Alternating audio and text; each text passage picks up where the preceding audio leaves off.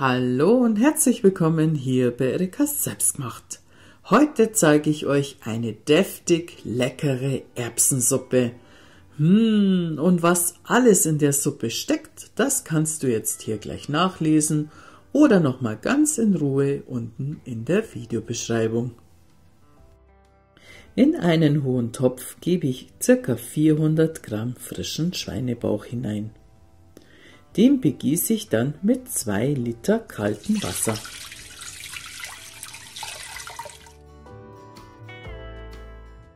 Dazu kommen jetzt 300 Gramm Schälerbsen. Die habe ich vorher mit kaltem Wasser abgespült. Die Besonderheit an den Schälerbsen ist, man braucht sie vorher nicht einweichen, da die Schale durch den Schälprozess entfernt wurde. Und hier ein Tipp: Gebt eine Messerspitze Natron dazu. Das verkürzt die Garzeit der Erbsen.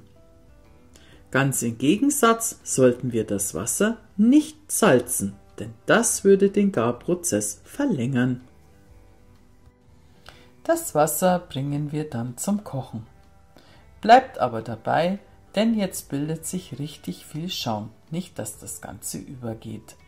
Nehmt den Topfdeckel dann ab und schöpft den Schaum mit einer Schaumkelle oder wie ich hier mit einem Sieb ab. Ins Wasser gebe ich dann noch 3 Lorbeerblätter hinein. Anschließend setze ich den Topfdeckel halb auf und lasse es so lange kochen, bis die Erbsen weich sind. Das kann 45 Minuten bis zu einer Stunde dauern. In der Zwischenzeit stelle ich eine Pfanne auf und gebe ein Stückchen Butter hinein. Die lassen wir einmal schmelzen.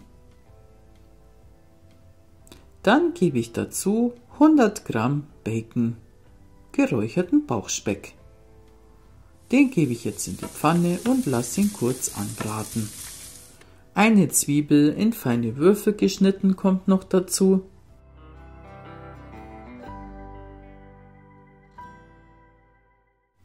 Zwei Karotten, die habe ich auch in Würfel geschnitten, kommen dazu. Und ein Viertelstück von einem Sellerie, auch in Würfel geschnitten, gebe ich jetzt in die Pfanne. Alles wird dann kurz angebraten. Die Röstaromen verleihen dem Ganzen jetzt einen leckeren Geschmack.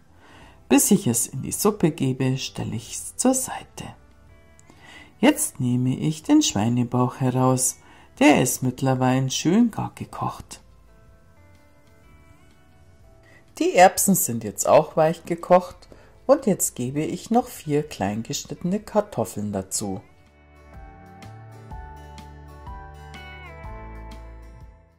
Die Lorbeerblätter fische ich schon mal heraus und dann lasse ich die Kartoffeln zusammen mit dem Erbsen für 5 Minuten kochen.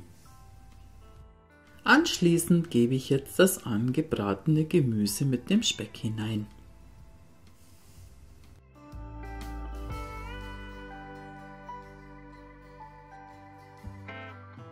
Jetzt wird es Zeit, dass wir das Ganze würzen.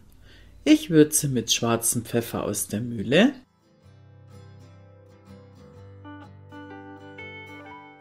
und jetzt kommt das Salz in die Erbsensuppe hinein, nachdem die Erbsen gar gekocht sind. Ein Esslöffel Senf gebe ich dazu und einen Esslöffel Kräuteressig. Eine halbe Lauchstange, die habe ich in feine Ringe geschnitten, gebe ich ganz zum Schluss hinein. Der hat die geringste Garzeit. Und noch circa einen Esslöffel Petersilie kommt dazu.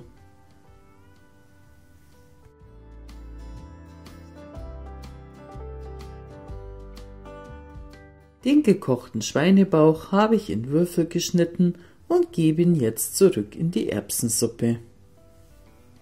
Den Schweinebauch rühren wir dann noch unter und dann ist die leckere, deftige Erbsensuppe auch schon fertig.